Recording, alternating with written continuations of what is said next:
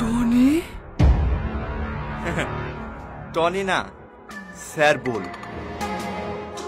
কি ব্যাপার, এত বড় মাছ, মিষ্টি, আরে না টাকা বাঁচা লাগছে।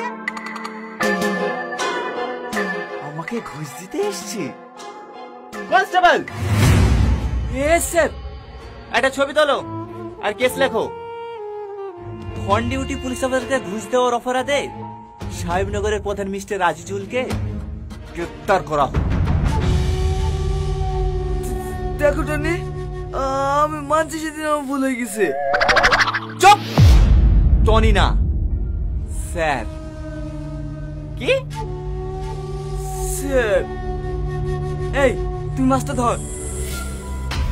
ভাই তুমি টাকার বাক্সটা ধরো।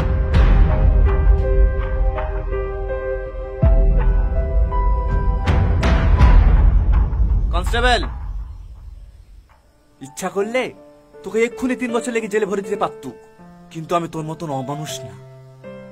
সবাইকে ভালো আর একটা করে সুযোগ দি। যা, তোকেও দিলাম, পারলে সুযোগটা কাজে লাগা।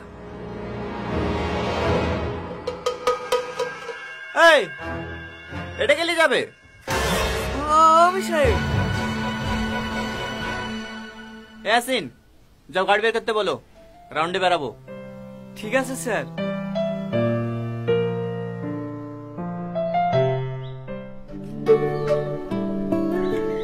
এলেন স্যার, খেয়ে দেখেন, এই ধরনের চা খুব সুন্দর।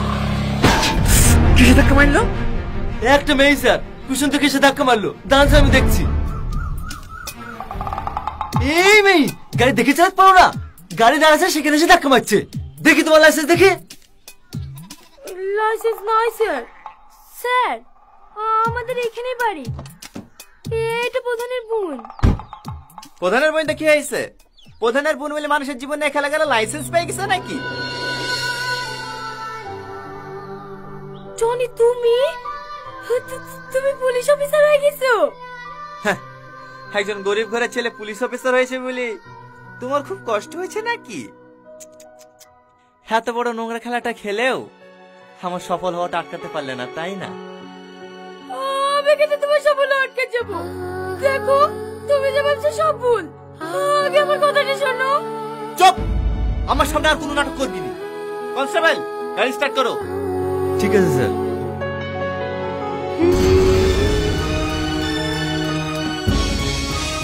এই, কি হলো, তুমি গাড়িতে উঠলে কেন? নামো। না, নামবো না। 7 বছর ধরে তোমার লেগে আমি কষ্ট পাচ্ছি। আগে আমার সব কথা শুনবো, তারপর আমি গাড়ি থেকে নামবো। তোমার কথা শুনে মতো অত সময় আমার নাই। গাড়ি থেকে নামবা? না, নামবো না। তুমি যতক্ষণ না আমার কথা শুনবা, আমি গাড়িতেই বসে থাকবো। কনস্টেবল!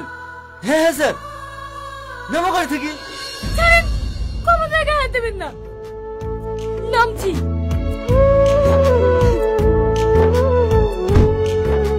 বাবা, শ্বাস তো কমেনি। রাজু, থানায় চল।